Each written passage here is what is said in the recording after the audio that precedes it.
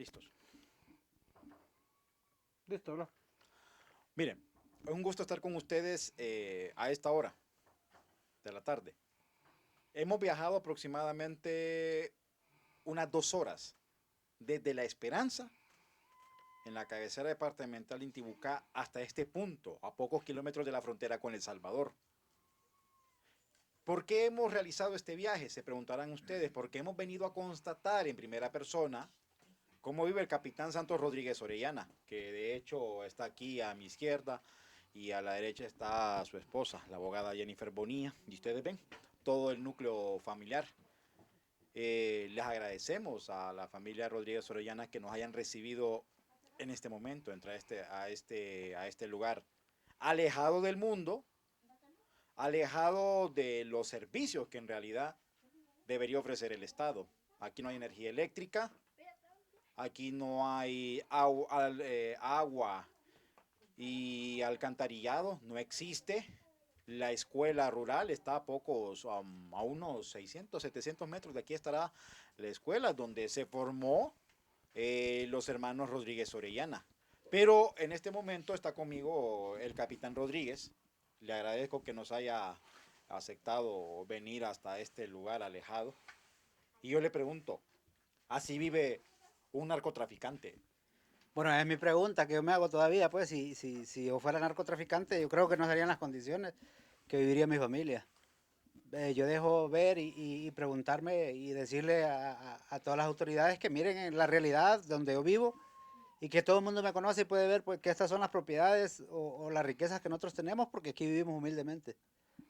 ¿Cómo hacen ustedes para vivir en este lugar donde no vemos agua, donde no vemos energía eléctrica, donde no vemos que haya aguas negras? ¿Cómo hacen? ¿Cómo se las arreglan? Bueno, esta es la realidad que nosotros vivimos como hondureños y en verdad ustedes pueden constatar viniendo a estos lugares las necesidades que en realidad sí carece el pueblo hondureño, pues, y que son las realidades que en el mundo allá, en la ciudad, en la capital, los gobernantes no conocen de la realidad que nosotros vivimos en estos pueblos.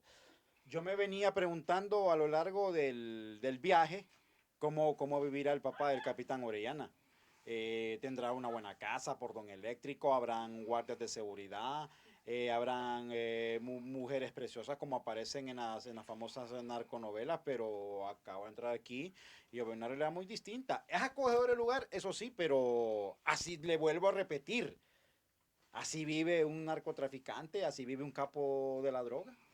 Bueno, es increíble pues la relación que hacen con eso, pues ustedes anteriormente han visto en todas mis entrevistas que yo me he puesto a la disposición de las autoridades para que me averigüen, o será el primer narcotraficante que vive en estas condiciones.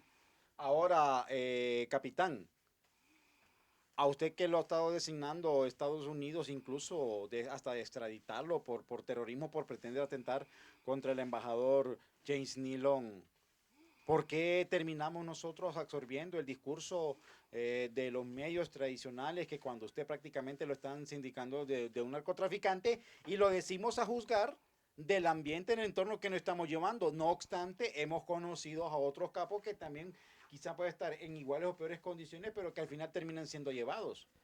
Bueno, yo espero, como le digo yo, repetidamente yo he insistido en eso, que a mí me pongan pruebas, que en realidad sí, como me dijo a mí la gente de la DEA que yo tenía propiedades, empresas y todo eso, esto es lo que yo puedo demostrar. Y si yo tengo otra hacienda o propiedades que ellos dicen, pues me gustaría conocerlas, porque en realidad yo no conozco ninguna de las propiedades que ellos me mencionan que yo tengo.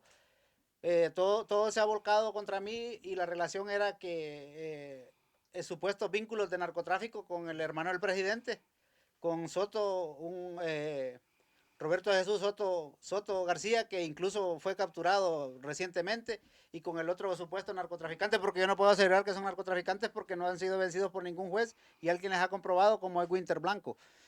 Ahora, le pregunto, usted que me acaba de mencionar a Roberto de Jesús Soto, con la captura de Roberto de Jesús Soto, ¿se puede aclarar su panorama legal ante las autoridades hondureñas y estadounidenses? Yo repetí 1000 veces eso, incluso yo cité a la embajada y les dije, bueno, si tienen pruebas contra mí, procedan. Me presenté a la embajada para que me juzgaran si ellos tenían. Yo les dije, bueno, si ustedes tienen pruebas contra mí, déjenme aquí. Entonces la gente me dijo a mí que él tenía las conversaciones que yo conversaba con Tony Hernández, que conversaba con Soto y conversaba con Winter. Entonces yo le dije, no, preséntemelas. No, dice, las conversaciones las tenemos en Estados Unidos.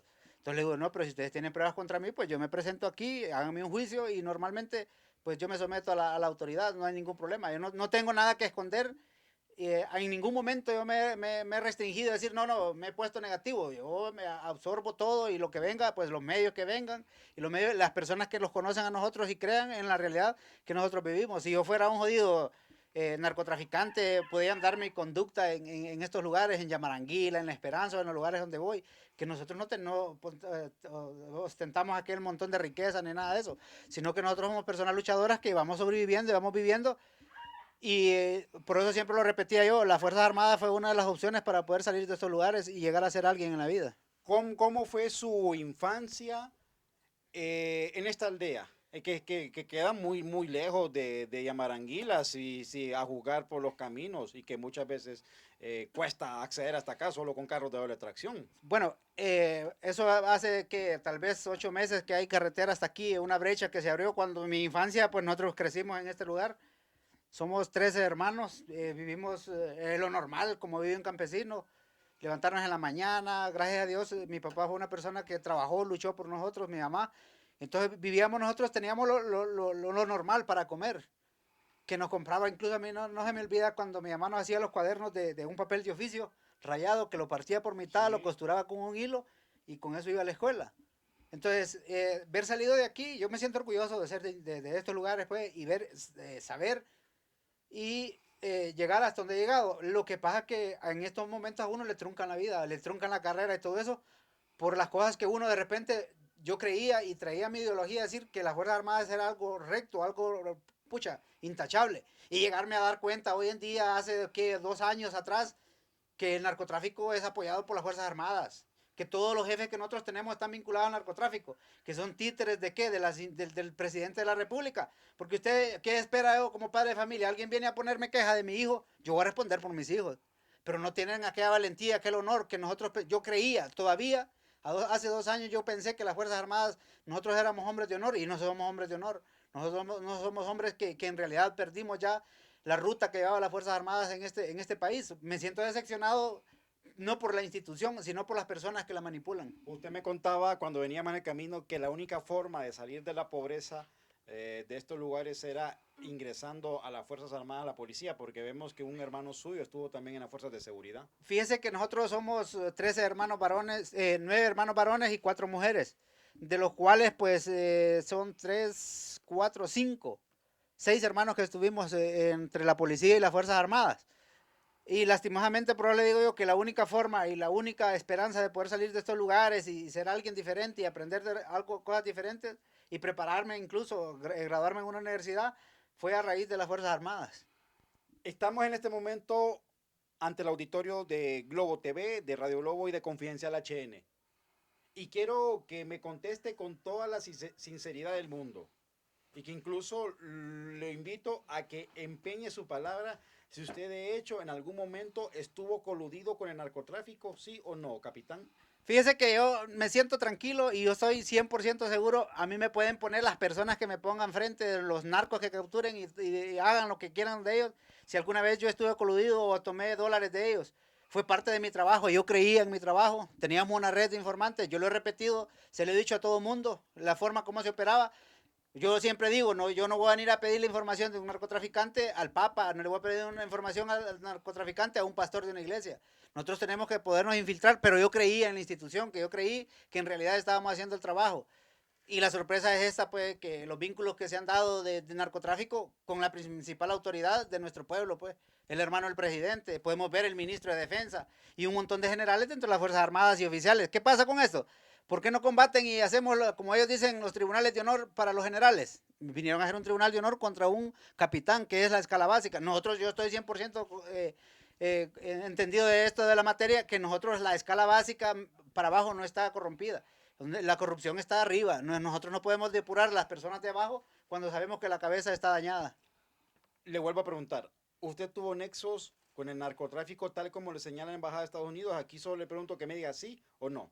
Yo tuve nexos con esos por mi trabajo. Yo estuve trabajando contra el narcotráfico ya que 6, 7, 8 años de estar incluido en eso y uno no conoce muchas de las realidades y todo eso. ¿Usted recibió dinero de narcotráfico? ¿Tuvo usted en algún momento ofrecimientos de capos de la droga para que permitiera el tránsito de Sí, estupefacientes? si hubiera sido una persona ambiciosa y de repente, pues, de repente viviera en otra situación, mi familia, porque sí, tuve ofrecimientos que yo los reporté a los jefes inmediatos superiores, incluso de millones de dólares, de que yo pues, trabajara con ellos, porque yo era una persona que en realidad me dedicaba a hacer mi trabajo.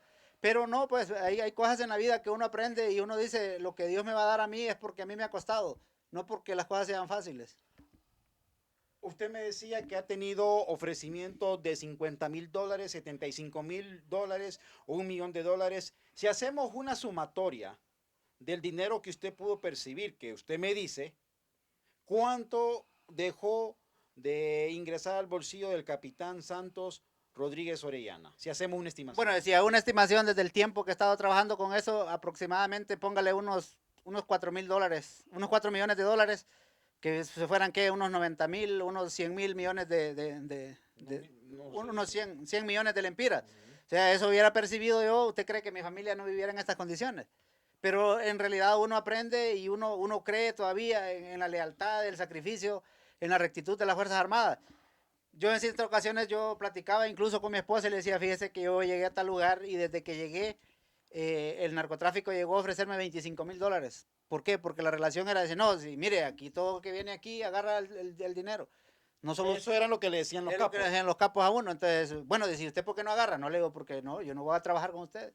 No, dice, aquí todos los oficiales que vienen, aquí se les paga y ellos no hacen nada. ¿A usted le ofrecieron trabajar para el narcotráfico, capitán? Me ofrecieron trabajar para el narcotráfico, yo reporté, mis comandantes que están, puede ser una investigación, llamarlos y preguntarles cuál fue mi conducta en esa época para poder combatir eso. Pero en realidad, como le digo yo, sorprendido por situaciones que se dieron en el trabajo de narcotráfico, donde se relacionaba, imagínese, al ministro de Defensa, relacionado al narcotráfico, mencionaban al hermano del presidente, entonces, y muchos generales. Entonces, ¿qué pasa con eso uno? Entonces, ¿qué voy a hacer yo? ¿A quién le puedo reportar? ¿A quién puedo asumir yo y decirle, bueno, vamos a hacer un alto en esto? Entonces, uno ya pierde la confianza y uno no puede decirle nada más. Son las situaciones que se dieron. Y las últimas operaciones que ustedes saben y he recalcado siempre que nos marcó a nosotros en la institución fue haber decomisado ese helicóptero. ¿Usted cayó en desgracia por el helicóptero entonces? Correctamente, nosotros después de haber decomisado el helicóptero y decomisado una cierta cantidad de armas, a los 3, 4 días nos sacaron de la zona y venimos cuestionados que nosotros estamos involucrados en el narcotráfico. Usted me decía que cuando lo mandaron a la Mosquitia fue por castigo. ¿Quién le dio ese castigo a usted? Fíjese que uno no lo toma como castigo, yo operaciones y todo eso, pero sí yo había estado en la Mosquitia asignado anteriormente, que no tuvo que haber regresado a la Mosquitia, pero en esa época el comandante de las Fuerzas Armadas, el general Díaz Zelaya, pues tuvimos ciertas cuestiones ahí que por la forma que él lo trataba a uno de delincuente, nunca tuvo aquel trato para uno decirle, bueno, mire, capitán, o aquella forma como hablar como de superior, porque de repente yo vengo y a mí no me pueden ir a decir delincuente porque a mí me molesta, de repente todo el mundo comete sus errores y todo eso, pero no me considero delincuente. Entonces yo a esa época le contesté a él, disculpe, le digo yo, pero ¿por qué me llama delincuente? Dígame delincuente, le digo yo, cuando sea coronel o general, porque ahí sí se prestan las cosas para ser delincuente. Pero todavía le digo a esta época, yo soy capitán, no soy delincuente. Dígame delincuente, le digo yo, y le volví a repetir. Cuando yo sea coronel, que ahí sí le digo, yo sé perfectamente cómo es la estructura, le digo, que se lleva para poder cometer un montón de ilícitos dentro de la institución y fuera de la institución. Usted me está diciendo entonces que ser de la jerarquía de la cúpula de las Fuerzas Armadas es prácticamente abrir puertas a que se corrompan. Bueno, debería una investigación. A mí me gustaría que el Ministerio Público y todas las entidades que no sean dentro de la misma institución. Porque, ¿qué pasa con eso? Si usted investiga a un comandante por hechos que se dan dentro de la institución, lo investiga otro compañero de él y ahí queda nada más, pues. Entonces, ¿qué pasa? Aquí a quien dañan en la institución son a los oficiales subalternos, pero un oficial superior nunca. Mire, hay un montón de atrocidades que han ocurrido en la institución que me gustaría que las investigara en un ente competente que interviniera, por ejemplo, la Pagoría de las Fuerzas Armadas, que interviniera todas las instituciones donde se manejan fondos de las Fuerzas Armadas, a ver si en realidad se da el cumplimiento de esto que ellos dan, para empezar con la alimentación del soldado, que juegan con el estómago del soldado, pues. A mí me gustaría eso en realidad, que una institución enmarcara y dijera, ¿de dónde tiene este coronel? Ya, mire, esperar, ya llegar a ser coronel para tener hacienda, para tener casa, para tener carros de lujo, esperar a ser coronel nada más, pues, porque anteriormente no pueden tener eso por la situación que no se les da para poder obtener de cargos y poder obtener dinero de eso, pues. Capitán, usted cuando declaró ante la unidad antinarcóticos del Ministerio Público o la Dirección de Lucha contra el Narcotráfico, usted se enteró de primera mano que a las horas después de usted haber declarado, ya capos, presuntos capos de narcotráfico como el señor Wilter Blanco, ya tenían en su poder el informe, el testimonio que usted rindió ante la unidad de lucha contra el narcotráfico. Y le pregunto aquí, ¿quién fue la persona que a su juicio sustrajo ese expediente para que los capos de la droga ya supieran qué es lo que usted dijo y de dónde podrían provenir en algún momento amenazas o atentados hacia su vida? Fíjese que yo me quedé totalmente sorprendido por la situación. Me llamaron a declarar a un ente del Estado. Me tomó la declaración un agente, el subdirector de la lucha contra el narcotráfico, el abogado Quintanilla y un agente Cruz. Me tomaron la declaración desde la 1 de la tarde hasta las 10 de la noche. Increíblemente, yo siempre he dicho, yo mantengo mis contactos todavía de la lucha contra el narcotráfico, fue parte de mi trabajo. Hacer esto le serví mucho al general Savillón, que él conoce mi personalidad y sabe de qué lugar y de qué familia venimos. Nosotros no somos las personas que vamos a ostentar aquellos grandes vehículos o aquella grande riqueza.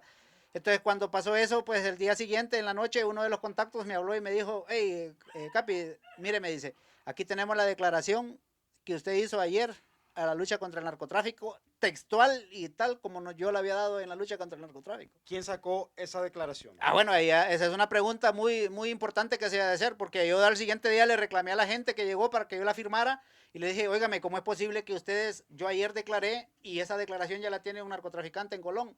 Entonces, no, que mire, usted me está metiendo problemas. No, yo le estoy reclamando a usted, le digo, porque son cosas que si yo doy una declaración para eso, es para que ustedes las manejen. Entonces él me explicó y me dijo, no, me dice, mire, aquí las únicas que llevaron esto, me dice, es el subdirector, que es el abogado Quintanilla, la abogada Soraya, que es la directora de la lucha contra la el abogada narcotráfico. Soraya. Soraya, sí, la directora de la lucha contra el La abogada Soraya Calix. Sí, Soraya Calix. Y el otro que llegó a traer esta copia, me dice, fue el fiscal general de la República. Entre esas 4 personas. O sea, habría que preguntarse quién de esos 4 trabaja con el narcotráfico, pues. O quién es el interesado, qué iba a declarar yo en eso para poder mandárselo a los narcotraficantes. ¿Quién era el más interesado? Ahora, capitán, cuando ya los cárteles de la droga tienen en su poder esta documentación con información comprometedora, ¿usted teme por su vida, capitán? ¿Se va a ir de Honduras? ¿Qué es lo que va a hacer? ¿Va a esperar que en algún momento le giren alguna orden de captura, alguna petición de extradición, tal como ocurrió precisamente el viernes anterior con el señor Soto? Pues fíjese que yo he esperado, yo incluso le dije a los de la embajada que yo estaba dispuesto a declarar y ayudarles a lo que quisieran, que se capturaran a esas personas y que aclaráramos la situación, que en qué momento yo trabajé con ellos. Hoy me siento tranquilo y más tranquilo que antes, pues capturaron a Soto, que no lo conozco, nunca tuve una relación con él directa, jamás de mi vida. Teníamos información de él, sí. Entonces que declare que en aquel momento yo trabajé con él o que tuvimos comunicación o que en realidad él alguna vez me dio dólares a mí. A mí yo a veces me siento tranquilo y yo digo siempre, a mí que me presenten y digan, no, este capitán, este narcotraficante, si un narco me diga a mí, yo a usted le di $50,000, que yo le di $20,000 y todo eso, porque jamás de la vida he recibido $1 de eso. Usted mira la situación en que nosotros vivimos, mis hermanos y todo eso. ¿Usted cree que si yo fuera narcotraficante agarrando un montón de millones de lempiras, viviéramos en esta situación que vivimos, pues? ¿Me entiende? Yo le agradezco incluso a las Fuerzas Armadas y a veces yo me pongo a bromear por la esposa que Dios me dio, que la familia de ella, pues, es una familia luchadora y tiene sus bienes y todo eso, y me ha ayudado para poder salir adelante y de repente andar en un carro más o menos. Pero no es porque yo haya sido narcotraficante, yo invito, yo reté incluso, yo le dije al presidente que mande y me investigue, a las Fuerzas Armadas también, que vengan y me investiguen en realidad qué es lo que yo tengo. Si yo fuera narcotraficante, usted pudiera ver, o las cuentas de banco o algo que yo tenga. No tengo nada que esconder, yo me siento tranquilamente. Ahora, lo único que temo por mi vida es porque de la forma que me sacaron de las Fuerzas Armadas es directamente para que me maten afuera y van a decir que sí estaba relacionado con el narcotráfico. O sea que lo que usted teme es que en algún momento pierda su vida de manera violenta y escuchemos a las autoridades que digan que fue por peleas entre cárteles de narcotráfico y porque usted pertenecía a uno de ellos. Exactamente, yo estoy 100% seguro que la intención del mando desde el presidente de la República en dar la orden que me diera la baja es por eso, pues, porque no había ninguna prueba contra mí que a mí me involucraran en eso. ¿Qué pasa con eso? Me tiran a la calle y dicen, bueno, entonces tirémoslo a la calle lo tiramos afuera, lo maten y van a decir que fueron los mismos narcotraficantes. Y yo le digo a todo el mundo, yo a los narcotraficantes no les tengo miedo porque sé cómo operan. En realidad yo no tengo miedo a ellos, pues. Yo tengo miedo a las mismas Fuerzas Armadas o al mismo gobierno que me manden a matar. Y es la única forma que me pueden dañar es por medio de las Fuerzas Armadas o el mismo presidente que dé la orden. Le pregunto, le pongo como 3 posibles sujetos que pueden atentar contra usted. Fuerzas Armadas, cárteles de narcotráfico, el gobierno de Honduras. ¿A quién más le teme de estos 3 entes? No, yo le temo al gobierno y a las Fuerzas Armadas, porque uno no conoce la forma de operar. Incluso yo a las Fuerzas Armadas no le tengo miedo, porque yo todos los soldados de Fuerzas Especiales y todo eso me conocen y saben quién soy una persona. Y ellos me respetan y yo le puedo asegurar, podemos hacer un censo en todas las tropas de Fuerzas Especiales y van a saber quién es el capitán Rodríguez y que alguna vez ellos digan que ellos estuvieron involucrados en cosas ilícitas conmigo. Yo tengo un montón de soldados que me aprecian por la forma que yo operaba, yo siempre fui sincero con ellos. Si teníamos que comer, comíamos, si no, no comíamos. Y ellos pueden dar fe de esto, pueden investigar a nivel de todos los batallones que yo estuve y pueden ver cómo fue mi comportamiento. Que si yo fui un jodido bolo, que fui un jodido degenerado, drogo. Eso sería una buena pregunta a la tropa, que diga, los soldados que en realidad operaron conmigo, que digan quién es el capitán Rodríguez. ¿Usted consumió drogas alguna vez? Jamás de mi vida he consumido drogas. En este momento, si yo le dijera que me prestara $75,000, ¿usted me lo prestaría? ¿Y de dónde le voy a prestar si no tengo ni para vivir? En esta situación hoy quedé, mire, sin trabajo. Y aquí es la realidad, aquí vengo, voy a volver a ser campesino para poder estar y poder mantener mi familia. Pues. ¿Cuánto ganaba usted en las Fuerzas Armadas? Ganaba 30,000 empiras, ganaba. Ya con las deducciones No, las deducciones venía ganando ahí como unos 8,000, 9,000 empiras. ¿Cómo hacía para vivir entonces? Pues la realidad, eso es lo que le digo, a mí me gustaría que me investigaran y vieran que uno de los sustentos más grandes que tuve en esto fue mi esposa, pues. Tenemos 13 años de estar juntos y puede ver, pues, la relación que hay de eso. Entonces, yo me siento tranquilo, sé que me vine de las Fuerzas Armadas, que de repente va a llegar un nuevo gobierno y yo voy a regresar a las Fuerzas Armadas. ¿Para qué? Para que miremos nosotros que en realidad hay justicia en nuestro país, pero por los momentos no podemos hacer nada, porque mire, fiscalía, los 3 poderes del Estado, ¿quién nos manipula? ¿Quién es el dueño del Estado? Entonces nosotros sabemos, no podemos manipular con esto. Pues. En este momento tiene la oportunidad de que la población hondureña lo sintonice a través de Globo TV, Radio Globo Confidencial HN. ¿Usted qué mensaje le manda a la población hondureña que en algún momento se ha formado una opinión suya? ¿Y qué mensaje le manda usted a los medios de comunicación que han estado abordando su caso? ¿Lo han abordado de manera, a su juicio, apegada a la verdad o han mentido? Fíjese que muchos medios de comunicación han sido en realidad oportunos para dar la información y tal como se da, pues, porque de repente en esto tienen que investigar y relacionar cada una de las situaciones. Las personas que a mí me conocen de repente saben que yo di la cara, en ningún momento me escondí desde que me mencionaron, yo fui a la embajada, fui a la fiscalía, fui a las Fuerzas Armadas, para poder dar mi cara y levantar mi cara y decir, bueno, si yo soy responsable, pues yo asumo mi responsabilidad por la formación que tuve. No una formación como militar ni nada de eso, sino que desde el hogar que nosotros crecimos. Entonces, de eso me siento tan orgulloso y yo levanto mi cara y le digo a cualquier ente que me investigue, pues, que me ponga las pruebas, que en realidad me dieron dólares, que anduve con esto, que favorecía a los narcos. Eso es una buena pregunta. Pero en realidad yo le digo al pueblo hondureño que mire, que no, en realidad nosotros estamos sometidos y solo agachamos la cabeza. ¿Por qué? Por el poder o por el miedo. Yo digo que ya es tiempo que levantemos la cabeza y que nosotros no sigamos agachándonos a estar nosotros ahí sometidos a alguien, que todo lo que nosotros dependemos es porque el gobierno dice. Por eso muchas personas se molestaron conmigo, incluso dentro de las mismas Fuerzas Armadas me dijeron que yo no declarara, que por qué iba a hablar de esto. Y le digo, no, yo me estoy defendiendo, yo tengo que defenderme. Y me dieron la baja, dice, porque yo declaré en los medios de comunicación. Increíble, ¿va? Estamos en un país sometidos a eso. Entonces yo le digo al pueblo hondureño que en realidad hay muchos oficiales, soldados y todo eso que están dentro de la institución que saben perfectamente, pero ¿por qué no hablan? Porque tienen miedo a quedarse sin trabajo, a lo mismo que a mí me pasó. Entonces, pero ya es tiempo que levantemos la cabeza, que dejemos de estar con la misma anarquía. Podemos ver nosotros el gobierno pues sometido. ¿Qué ha hecho el presidente aquí? Usted pregúntense, ¿será capaz un general de esos que tiene las Fuerzas Armadas para poder defender la soberanía? No tienen capacidad, yo se los digo. Y los reto y que le investiguen cada uno de esos generales cómo llegaron a ser generales, pues. Esa es mi pregunta. Es mi pregunta, ¿cómo llegaron a ser generales? ¿Serán hombres de honor? Yo se los pregunto, yo los reto a cualquiera de ellos en cualquier campo, en lo que sea, porque no son hombres de honor. Y yo se los digo aquí públicamente que nosotros como hondureños debemos de levantar la cabeza y ver en realidad si somos capaces de sacar a Honduras adelante. Bien, muchas gracias, capitán. Me acompaña acá a la derecha la abogada Jennifer Bonilla. Ella ha sido la apoderada legal del capitán Rodríguez Orellana y prácticamente quien ha estado dando la cara en toda esta coyuntura desde el momento en que la Embajada de Estados Unidos reveló el nombre del militar ahora purgado de las Fuerzas Armadas, pero yo le pregunto a usted, en este momento, ¿usted me puede garantizar que su esposo tiene o no tiene dinero del narcotráfico? Pues la verdad no, porque nosotros ahorita andamos huyendo, ¿verdad? O sea, escondiendo a nuestros hijos, escondiendo a nosotros, porque no sabemos qué es la orden que tiene el presidente contra nosotros. Dinero, el único apoyo que yo tengo ahorita ha sido mi mamá. O sea que usted prácticamente está viviendo de la asistencia de su madre. Exacto. Mi mamá es la que me manda dinero, me manda alimentación y ella es el apoyo mío ahora, en este momento. Usted me estaba comentando extra micrófono hace algunas horas cuando veníamos en carretera que hasta cierto punto han tenido temor. Y cuénteme aquí de primera mano una historia que fue